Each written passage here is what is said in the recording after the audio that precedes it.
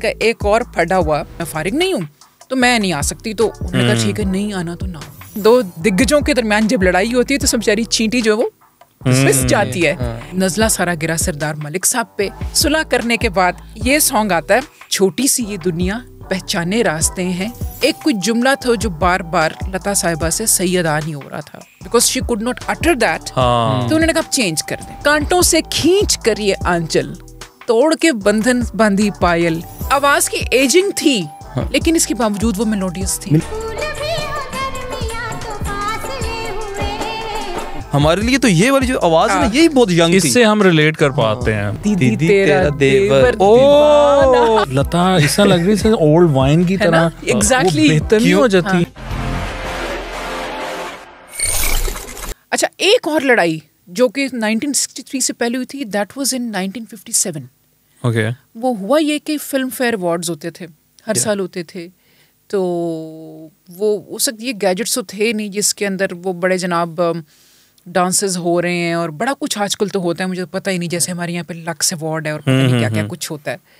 तो उस वक्त फिल्म फेयर अवार्ड के अंदर लोग आके सिंपल वही अपने गाने भी गाया करते थे और वो लाइव परफॉर्मेंस होती थी।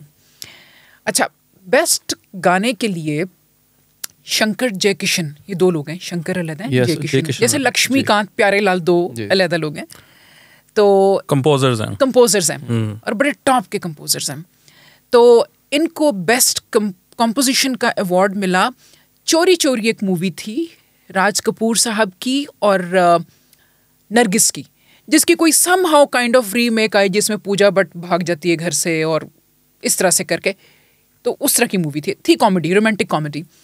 तो उसमें एक सॉन्ग था रसिक बलमा, दिल क्यों लगाया तो से दिल, बहुत खूबसूरत गाना है, तो से दिल क्यों लगाया। तो जयकिशन साहब गए लता जी के पास के हमें ये इस दफ़ा अवार्ड मिल रहा है बेस्ट म्यूज़िक का, तो आप उसमें ये गाइएगा। तो आगे से करिए मैं क्यों गाऊँ, अवार्ड तो तुम्हें मिल रहा है, तो वाई शुड आई सिंग। तो या तो लिरिसिस्ट को मिल रहा हो, उसका भी तो फिर बनता है हक, और अगर मैंने ये गाया है तो सिंगर को भी उसका मिलना चाहिए। तो इस बात को लेके दोनों के आपस में तू-तकार शुरू हो गई और तू-तकार के बाद अच्छी खासी उसके ऊपर लड़ाई हुई। उन्होंने नहीं गाया। शंकर साहब गए उनको मनाने के लिए जयकिशन के बाद, लेकिन वो नहीं मानी। एंड अल्टीमेटली उनके पॉइंट को रजिस्टर किया गया और फिर उसके बाद बेस्ट लिरिसिस्ट और बेस्ट सिंगर के भी अवार्ड्स जो हैं वो मिलना शुरू हुए। तो वही बात कि you fight for the right and that was a struggle, rightly so, जैसे आपने कहा। और अभी तो देखें पूरे सेपरेटली अवार्ड्स होते हैं जो सिर्फ सिंगर्स के लिए होते हैं। और इवन कि जो अवार्ड शोज भी होते हैं, चाहे इंडिया में हो पाकिस्तान में हो, उसके अंदर जो बेस्ट सिंगर का होता है उसका अवार्ड जो होता है वो टॉप के अवार्ड्स में आता है। जैसे लीडिंग लेडी का या लीडिंग स्टार का होता है ना, वैसे ही जो है तो वो लता जी को उस वक्त कैसी स्ट्रगल करनी पड़ी। हाँ, इसी तरह मुझे याद आ रहा है कि इनका एक और फटा हुआ, और वो हुआ था सचिन जी के साथ, जिनको एस.डी. बर्मन कहते हैं। एस.डी. बर्मन साहब ने उनको किसी गाने के लिए बुलाया, पैगाम भेजा, तो समहाउ लता वाज बिजी, उन्होंने कहा मैं बाद में आऊँगी या क्या हुआ। उनके पास एस.डी. साहब के पास पैगाम किसी और तरीके से पहुंचा कि मैं फारिग नहीं हूँ तो मैं नहीं आ सकती। तो उन्होंने कहा ठीक है, नहीं आना तो ना हो, मुझे भी ज़रूरत नहीं है। अब ये जो पैगाम यहाँ वाला था ये एज इट इज़ लता तक पहुँच गया। कहती अच्छा ठीक है, लता वाला नहीं पहुंचा लेकिन उनका पहुंच गया। हाँ, लता कहती है मुझे भी कोई शौक नहीं, मैं भी नहीं आ रही। लड़ाई बीच में होते करवाने वाले, नहीं तो ना आ सके। हाँ, बैंग, मैं नहीं गा रही। तो अब आपको पता है कि एस.डी. के बेटे हैं आर.डी. वो अगेन अ बिग नेम, तीसरी मंजिल के गाने, हिट गाने। तो अब आर.डी. चाह रहे थे कि मैं लता से गवाऊं। उन्होंने रिक्वेस्ट की उनसे, लता से, कि आपने गाना है तो रिहर्सल के लिए अब घर आ जाइए शाम को। अभी वही घर है जहाँ पे सचिन भी हैं, ऑफ कोर्स, तो वालिद साहब का घर है। आर.डी. पंचम कहते थे उनको, तो पंचम ने उनको बुला लिया, सचिन भी उधर ही थे। तो फिर लता ऐसे मिली जैसे कुछ हुआ ही नहीं कभी। सो वो फिर से सुलह हो गई और फिर कहते हैं कि तुमने मेरे लिए गाना गाना है। बंदनी मूवी का गाना था, मोरा गोरा अंग लई ले, मुझे शाम रंग दे दे, छुप जाऊंगी शाम ही में, मोहे पी का संग दे दे। बंदनी मूवी और नौतन के ऊपर पिक्चराइज हुआ है। सुलह करने के बाद ये सॉन्ग आता है और एक्चुअली इसके अंदर वो जो है वो ये कह रही है, खातून ये कह रही हैं कि वो बहुत गोरी हैं और चांद की रोशनी में उनका रंग चमकता है, तो ऐसा ना हो कि लोग मुझे देख लें कि मैं अपने पी से मिलने जा रही हूँ, पिया से मिलने। हाँ, तो मेरे से मेरी ये खूबसूरती और मुझे मेरा ये गोरा रंग ले लो और मुझे काला रंग दे दो, ताकि मैं रात के अंधेरे में छुप जाऊं, नजर ना आऊं और सीधा चली जाऊं अपने पिया के पास। मेरे ख्याल में आप थोड़ा सा वो प्ले करके देखें। Let's play that and let's give it a listen. It's a beautiful. इसको बाद में अनुराधा पडवाल नाम है ना, यही है आपके नए सिंगर्स में। अनुराधा भी एक है। अच्छा, हाँ, Anuradha Padwal. I'm not aware of. अच्छा, not that new but 80s में गा रही थी, उन्होंने फिर इसको रीसंग किया। अच्छा, बहुत ब्यूटीफुली।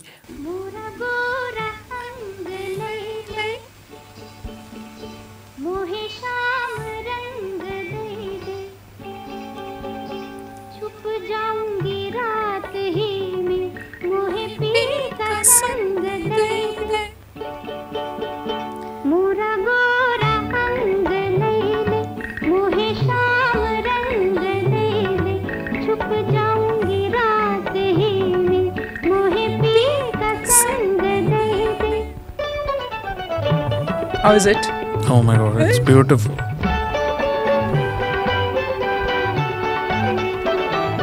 अब जैसे नौतन इसके ऊपर एक्ट कर रही हैं, मैं यही चीज फॉलो कर रहा हूँ।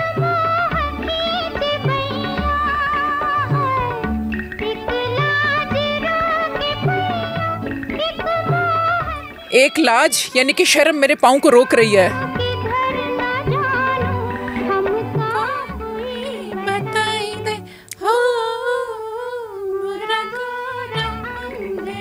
Beautiful.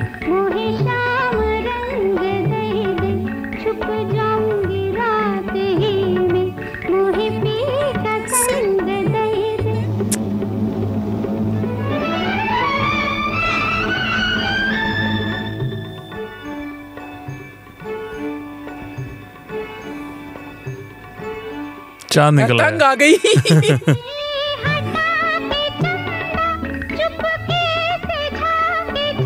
क्या बात है भाई, क्या बात है।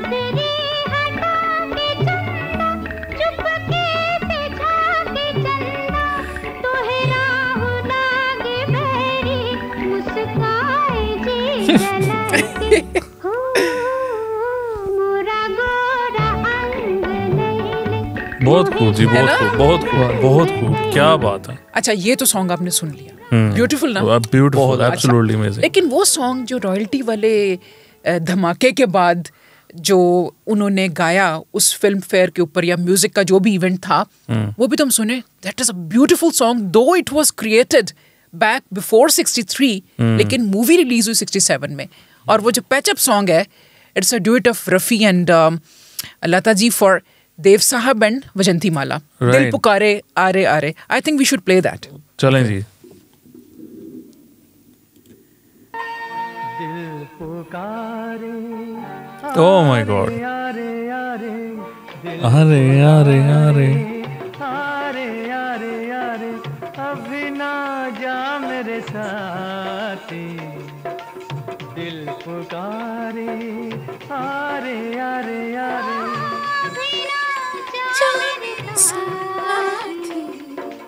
दिल पुकारे, आरे आरे आरे।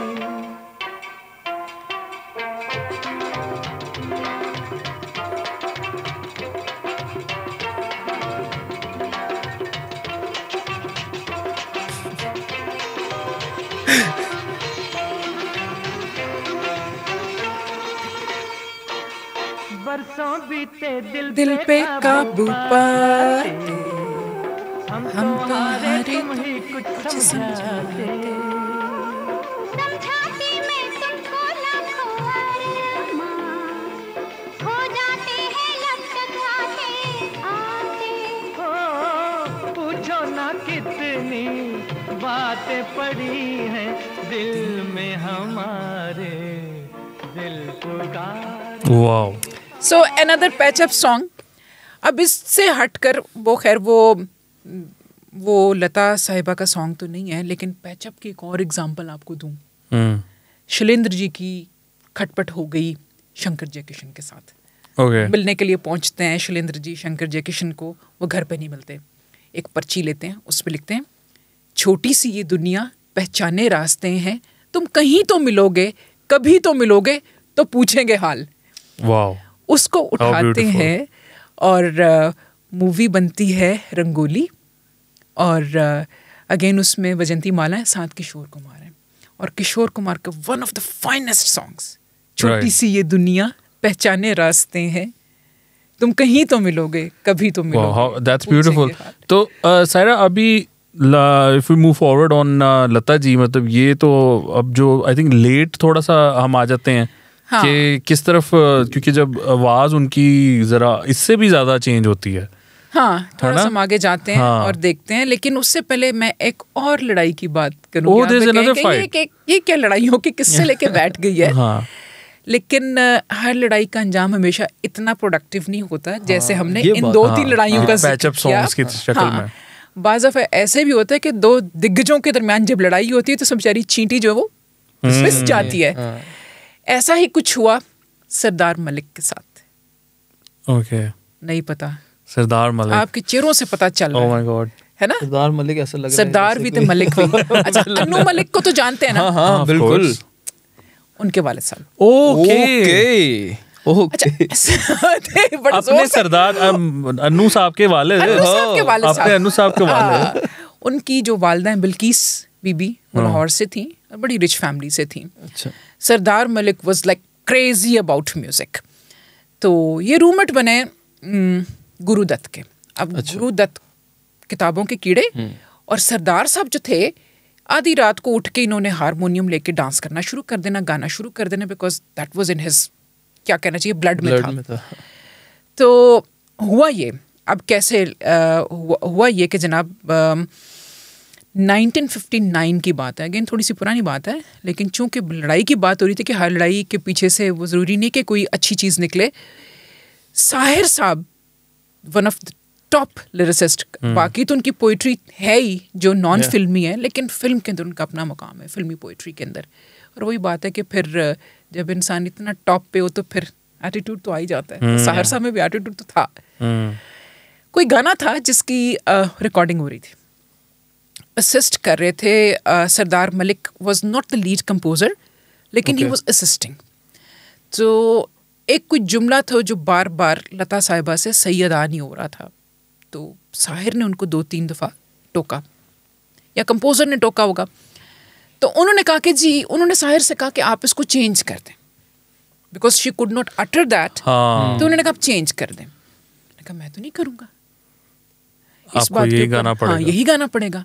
इस बात पे लड़ाई बड़ी बड़ी बड़ी बड़ी, और वो जनाब फिर रिकॉर्ड नहीं हुआ, और नज़ला सारा गिरा सरदार मलिक साहब पे कि उनके ऊपर फिर सारे स्टूडियोज़ के दरवाजे बंद हो गए।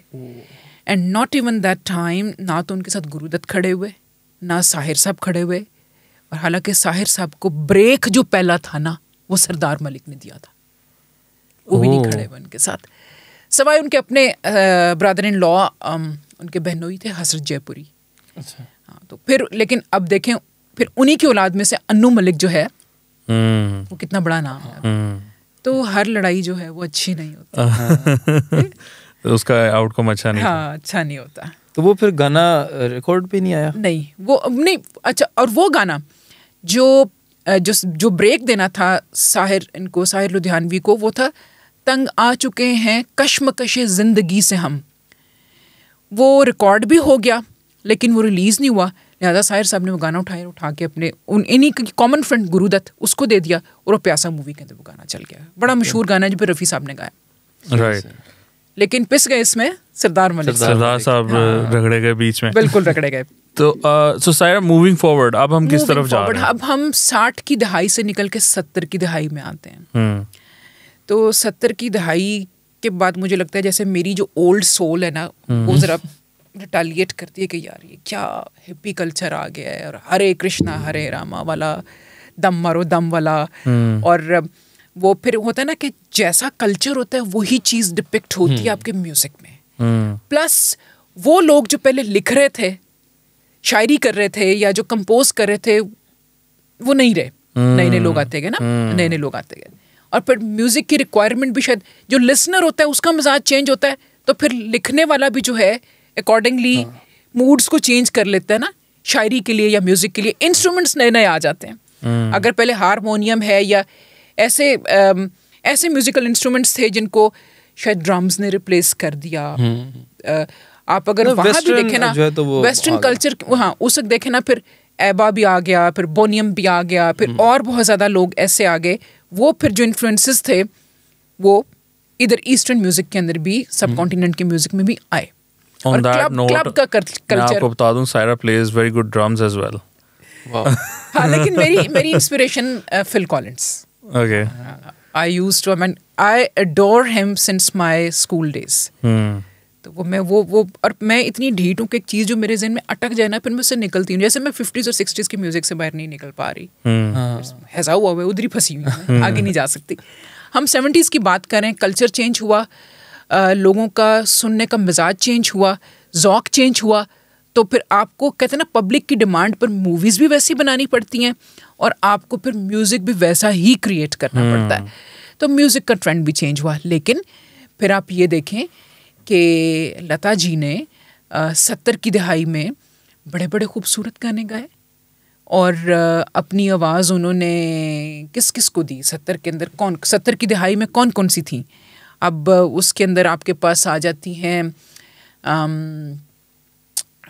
लीना चंद्रवरकर, जाने क्यों लोग मोहब्बत किया करते हैं, दिल के बदले दर्दे दिल दिया करते हैं। वैसे ये 70s का ये सॉन्ग पहले का बन गया हुआ था।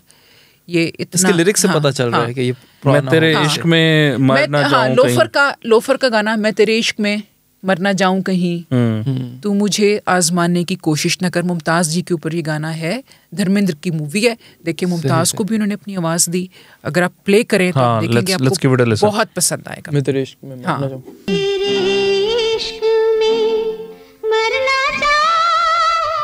That's a familiar tune. ये अब हमारी याद में वो आती जा रही है।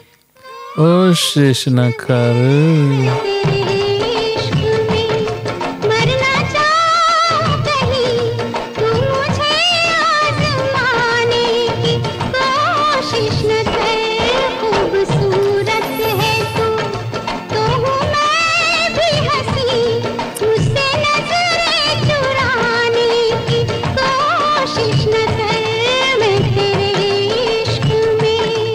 धर्मेंद्र इधर सख्त लोंडा बना हुआ है।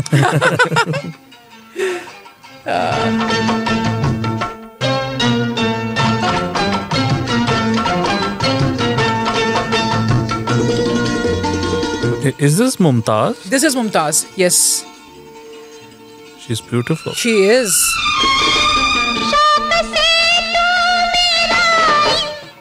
इसने भी बड़ी स्ट्रगल की। साइड रोल्स में आने के बाद ये फिर लीड हीरोइन बनी। इस तरह बहुत स्ट्रगल की इस बंदी ने। हम इस सारी गुफ्तगू के अंदर एक तो फिर मेरी फिरकी पीछे की तरफ चल पड़ती है। गाइड मूवी के गाने तो भूल ही गए, कमाल हो गई है। आज फिर जीने की तमन्ना है, आज फिर मरने का इरादा है, देन पिया तो से नैना लागे रे, नैना लागे रे। बहुत खूबसूरत गाने हैं उसके। बहरहाल वो अगर हम जिक्र ना करें आज फिर जीने की तमन्ना है तो वो ज्यादती हो जाएगी। ये बड़ा मोटिवेशनल भी है ये जो सॉन्ग है ना, आज फिर जीने की तमन्ना। इसका जो पहला है ना, इससे पहले मुखड़े, इंतहाई मुखड़ा जो है इसका कह ले, कांटों से खींच कर ये आंचल, तोड़ के बंधन बांधी पायल, कोई ना रोको दिल की उड़ान को, दिल वो चला। देन शी सेज आज फिर जीने की तमन्ना है। तो एक्चुअल वो है। तो वो सारे उसमें जो बैरियर्स हैं, जो सोशल टैबूज हैं, उनको तोड़ के कह रही है ऐसी तैसी। फिर ये बहुत मोटिवेशनल तो वो बहुत आला आई थिंक इसको तो सुनना बनता है, सुनना बनता है इसको। यस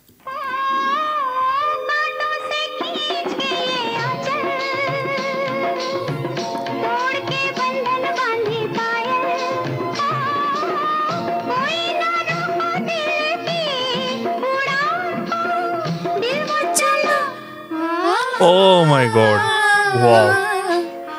फिर जीने की तमन्ना है। ये भोला में भी यूज हुआ था। ओ भोला कौन है? अभी आई है अजय देवगन की नई फिल्म आ रही है, उसका नाम है भोला। आई गेस आ चुकी है, आ गई है, हाँ आई गेस। अच्छा, वो उसका जो टीजर और ट्रेलर है ना, उसमें ये एक वो है, उन्होंने एक लाइन रखी हुई है, आज फिर जीने की तमन्ना है। बड़े डार्क मोड में है वो, बहुत डार्क है, और वो फीमेल सिंगर जो है ना वो गा रही है आज फिर मरने का एरा, एंड इट्स ब्यूटीफुल। और मैं इनको कहता रहता हूँ कि यार ये जो डाला ना, इसकी वजह से जो फिल्म है ना वो मैं तो जरूर देखूंगा। सो नाउ वी नो कहाँ से आ रहा है। Saira, thank you for introducing us to this. Genre ही चेंज कर दिया। हाँ, लेकिन वो इससे पहले जो कह रही है, इसका मतलब वो कि सारे सोशल टैबूज को वो नल एंड वॉइड करके कह रही है कि okay I am going to live my own life. और जिस तरह से वो घड़ा ऐसे नीचे फेंकती है ना, दिल वो चला। और फिर इसके बाद ये इस मूवी के अंदर खैर इसने रोजी डांसर का किरदार किया, then she become a world class dancer, और फिर अपने प्रोग्राम्स करती है। बट इसको मोटिवेशन देता है ये राजू गाइड, विच इज मतलब देव साहब ने जो प्ले किया हुआ है। चलाओ यार, हम 70s में चलते हैं जी। ये थोड़ा सा सुनना चाहिए। अच्छा चले, ठीक है ठीक है, हमारी फरमाइश पे चले।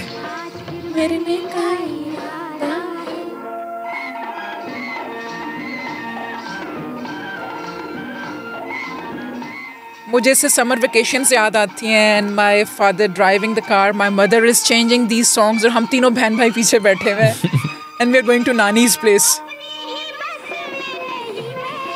बहुत प्यारी ट्यून है, बहुत प्यारी ट्यून।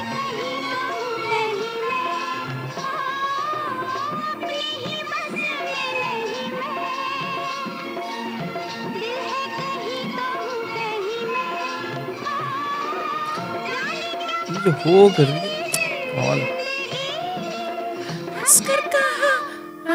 ओह माय गॉड, आला, वाओ, मजा आ गया भाई, बहुत खूब, बहुत खूब, बहुत खूबसूरत, क्या बात है। 70 में वापस जाए। हाँ, अब हमारा भी दिल नहीं कर कि बस टाइम मशीन, अब तो समा बन गया है। Oh my God, beautiful, absolutely beautiful. अच्छा जी, 70s में नीतू सिंह आती हैं और एक गाना आता है, नजरों से कह दो प्यार में मिलने का मौसम आ गया, किशोर साहब और Kishoreda and Lata. It's a beautiful song, play करके देखें। हाँ okay. ये जो म्यूजिक की स्टार्टिंग है ना, ये अब हमारी पहचान में आ गई।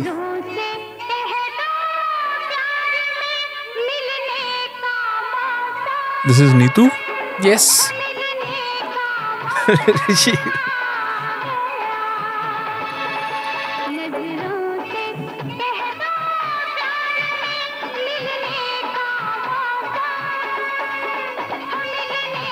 क्या बात है।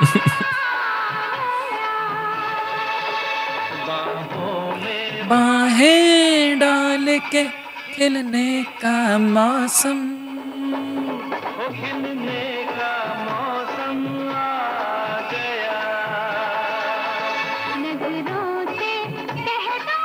नहीं सुना पहले? नहीं, this is the first time I am listening to this. कमाल है। मैं तो ऋषि को देख रहा हूँ।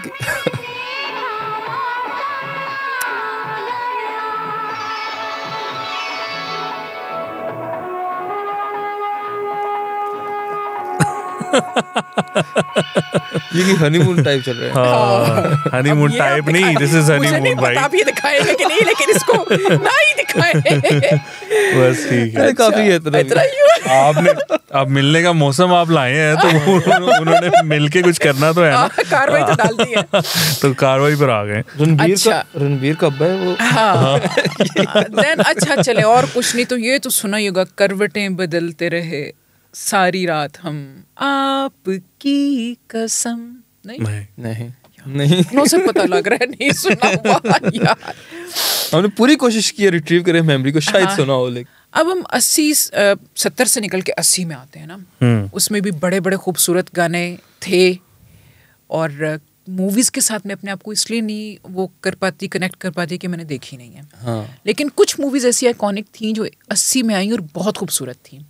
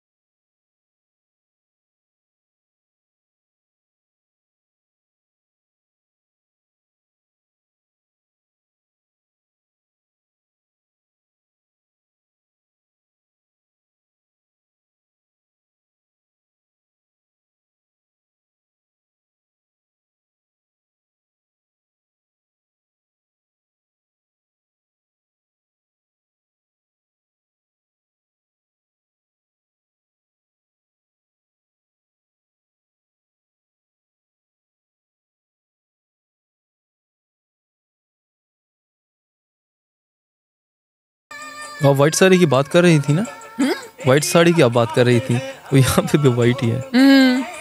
अच्छा देखिए, ये अब इस तरह का है कि अच्छा ये अब आप आवाज़ को देखें ना तो ये पता चल रहा है कि एज हो रही है आवाज़ ना थोड़ी सी, अब जो फीलिंग है, जो साउंड है ना वो डिफरेंट हो गया है। एग्जैक्टली अब हम 40s में आ रही है आवाज़ की एजिंग, हाँ 40s में आ रही है, एजिंग हो रही है आवाज़ की। एंड इट्स फिजिकल एज तो बड़ी जल्दी पता चलती है, आवाज़ की जो एजिंग है वो देर से होती है। तो इनकी पैदाइश, if I am not wrong, it's 1936। Okay 1936 की पैदाइश है। This movie is 1981। बहुत साल हैं, लेकिन even then it's too melodious. वो 44 की एज में ये गा रही। हाँ तो दैट्स वो बनता है एग्जैक्टली। तो आवाज की एजिंग यहाँ पे शुरू हो गई है। हम अब 80 से जाते हैं 90 की दहाई लेकिन में। इसमें एक डिफरेंस होता है, अगर आप आजकल की सिंगर को सुने ना, या और किसी भी फीमेल सिंगर को, अगर उनकी 25 की आवाज है ना, तो किसी की ऐसी लगता है 30 की आवाज है, 40 की आवाज है, मोटी आवाज होती है। लता का ये था कि उनकी आखिर तक ना उनकी आवाज उतनी ही पतली और चुलबुली थी कि वो किसी भी हीरोइन के ऊपर फिट आ जाती थी। और आवाज की एजिंग थी, लेकिन इसके बावजूद वो मेलोडियस थी। मेलोडियस थी। ओ या मतलब वो तो बिल्कुल Exactly. अब हमने ना देखे उनके वो 50s वाले या 40s वाले जो आपने स्टार्ट में सुनाया है ना, वो हमने नहीं सुने हुए थे। वो हमने जब सुने तो हमें पता चला कि अच्छा लता की आवाज इससे भी ज्यादा यंग थी, यानी कि ऐसी भी आवाज थी। हमारे लिए तो ये वाली जो आवाज है ना, यही बहुत यंग थी। इससे हम रिलेट कर पाते हैं, मतलब that's the sound that we can relate to. अच्छा 90s में क्या है? 90s में हम आते हैं तो आपके पास श्रीदेवी आती है, आपके पास माधुरी है, और श्रीदेवी के ऊपर जो सॉन्ग है, खैर it's very one of my favourite जो श्रीदेवी पे है। मुझे पता है आपको माधुरी पसंद है, वो प्ले करेंगे लेकिन मैं फिर भी अपनी बात यहाँ पे स्टैब्लिश करूंगी। श्रीदेवी में मुझे बहुत पसंद है। बागा माँ बोले आधी रात माँ छनन छन चूड़ियाँ, it's a beautiful song. Okay लम्हे मूवी का, अनिल कपूर और श्रीदेवी। लेकिन अभी हम प्ले करते हैं माधुरी के ऊपर। ये शादियों में एक जमाने में तो बहुत ज्यादा प्ले होता था, but it's an evergreen song. और इसके अंदर भी आप लता जी की आवाज को जरा देखिएगा, सुनिए। What's the title of the song? दीदी तेरा देवर दीवाना। ओह अच्छा, हाय राम, अब आ गए हमारे वाले टाइम में। लाहौर आ गए, लाहौर आ गया।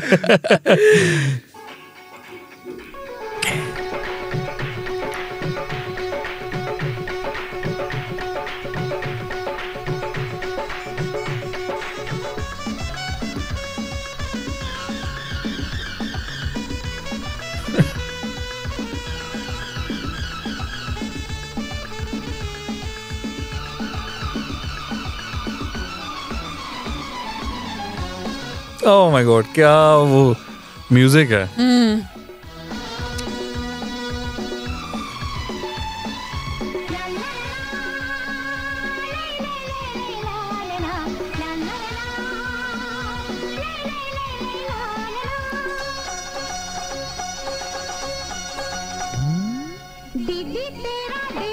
वाओ, क्या बात है।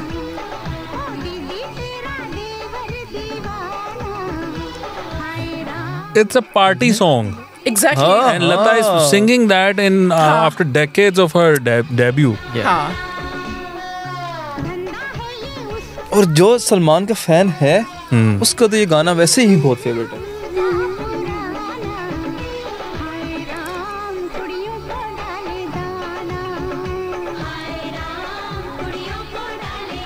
ओह माय गॉड, क्या वो अदा जो मैं कह रहा हूँ ना भाई, वाह। ये तो सायरा आपने ना हमें ये thank you for this, I mean you know this is something that we thoroughly enjoyed. आगे चलें और आ जाएं 2000s में 4 में। ओके, वीर ज़ारा आती है, of course, Shahrukh Khan and Preity Zinta, Yashraj production. इसके अंदर जो टेक है, जो कैच है कि मदन मोहन का म्यूजिक है, ठीक है। मदन मोहन की डेथ होगी 1975 में, और उससे भी कितना पहले इन्होंने ये म्यूजिक कंपोज करके रखा हुआ था।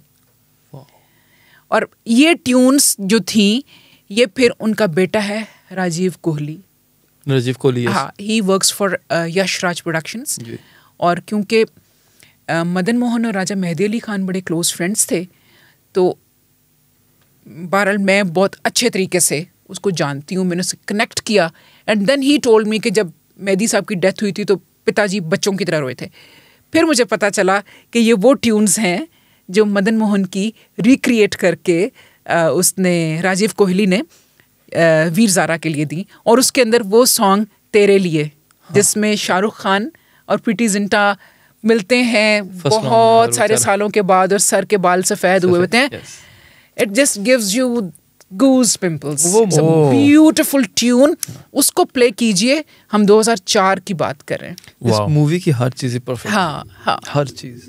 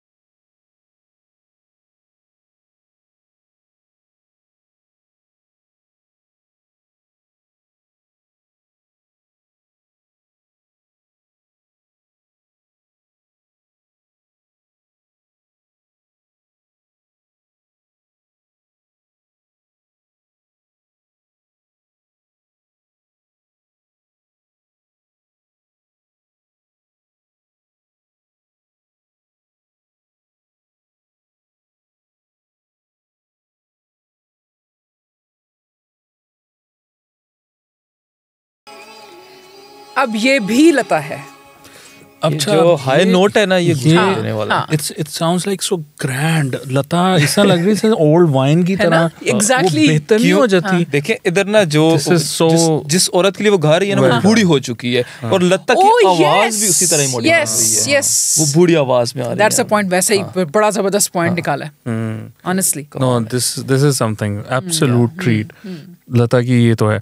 ये तो ना मतलब वीर ज़ारा कमाल था. और ये यहाँ आके लता ने जिस तरह लता जी ने जिस तरह गाया है, oh my God, I mean, I've gone back to that period now. हमारी अब तक ना अराउंड 77-78 पॉडकास्ट की एपिसोड्स हो चुकी हैं, लेकिन ये जो एपिसोड है ना, ये बेस्ट है. Yes. आपको मजा है? ये मुझे खुश करने के लिए कह रहे हैं. नो, ये लता जी भी अब जिंदा नहीं है कि उनकी, लेकिन ये ना हमारे लिए जो है ना एक बहुत मजेदार सिलसिला था. और इतनी बड़ी हमने कभी रिकॉर्डिंग की ही नहीं है. हाँ, इतनी भी नहीं की है. I think Saira, thank you so much for all this. आपने हमें इतना नॉलेज दिया, और हमें वो सांपनी जो 100 साल के बाद दोबारा से पुनर्जन्म क्या होता है वो लेता है और फिर से वो आ जाता है. तो वो बस ये कि होता है ना कि म्यूजिक का भी टेस्ट बाज़ अपने घर वालों से, अपने बड़ों से जो कुछ वो सुन रहे होते हैं वो अडॉप्ट कर लेते हैं. देखिए, अब हमने आपसे सुना है ना, ठीक है, राइट, तो अब ये हम भी सुनेंगे. तो कल को अगर हम कहीं बैठे होते हैं ना, तो हम जब मेंशन करेंगे ना, तो वो उनको भी यही लगेगा, यार ये पता नहीं कब के सुन रहे हो. लेकिन बात ये है कि म्यूजिक था ही तब का. अब का म्यूजिक नहीं है. अब ये होता है कि एक बस कमर्शलाइज होगी ना, जैसे आपने मेंशन किया था ना 70s के बाद. मजेदारी की बात पता है क्या, मेरी बेटी है ना, शी इज टीनेजर, तो वो most of the songs which I listen, जो कि मैंने अपनी वालदा से सुने, वो सुनती है और उसको उन सॉन्ग्स का पता है. ऐसा ही है. और पता है, ये जो आपकी एज है ना, उसके अंदर ना एक टाइम आता है जब ना आप इस तरह के फंकी जो सॉन्ग्स होते हैं उनसे हट जाते हो, और आप जो पुराने गाने होते हैं ना, उन्हीं की तरफ जाते हो. बाज़ दफ़ा मैं और खदीजा कभी निकलते हैं ना ड्राइव के लिए, तो कहती है मामा वो लगा दें खोया खोया चांद खुला आसमान. How beautiful. तो मतलब वो ये ट्रैवल करती है. I think what I'm gonna do after this is कि मैंने अपनी जो है ना Spotify पे playlist थोड़ी सी मैं edit करूँगा. I'm gonna add all these songs and I have the list. I'm very lucky. I mean, you can also note these down after watching this video. But Saira ने तो मुझे text किए हुए हैं. अगर आपने भी अपडेट करनी है अपनी Spotify की लिस्ट, तो आप इनसे कांटेक्ट कर सकते हैं हमारे कमेंट्स में. हाँ, इस वीडियो के कमेंट्स में.